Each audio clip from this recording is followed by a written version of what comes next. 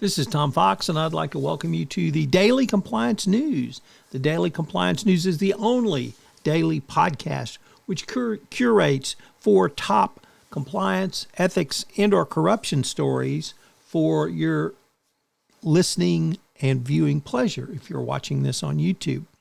We daily look at some of the top stories, and it gives you a great way to start your day around compliant ethics and sometimes corruption.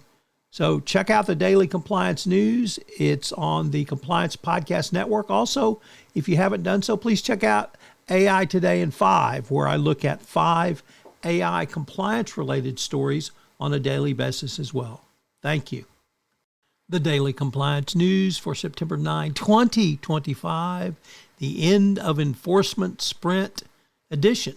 And we begin with that story from Adrienne Appel at ComplianceWeek, who reports that the CFTC's enforcement sprint, which was announced in March, where eligible firms were able to propose their own remediation plans and settlement offers for violations of CFTC record-keeping off-channel communications, has ended.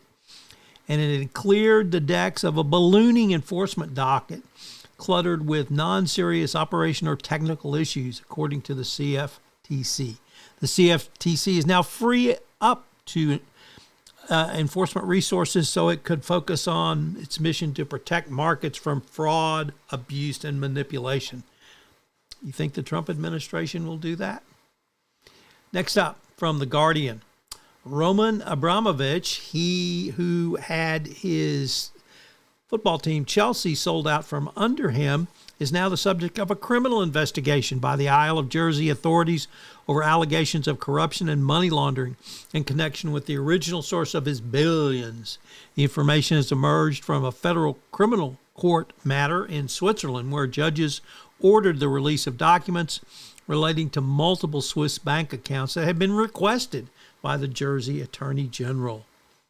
The Channel Islands authorities have been battling companies suspected of being connected to the Russian oligarch in the Swiss court for some time.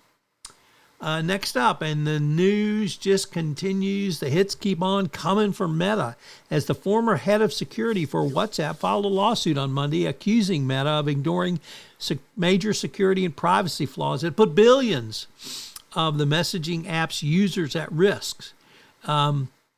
The lawsuit filed in Northern California claimed that thousands of WhatsApp and Meta employees could gain access to sensitive user information through Meta. He says he tried to warn Meta's top leaders, including Mark Zuckerberg, that users were being harmed. In response, managers retaliated against him and fired him.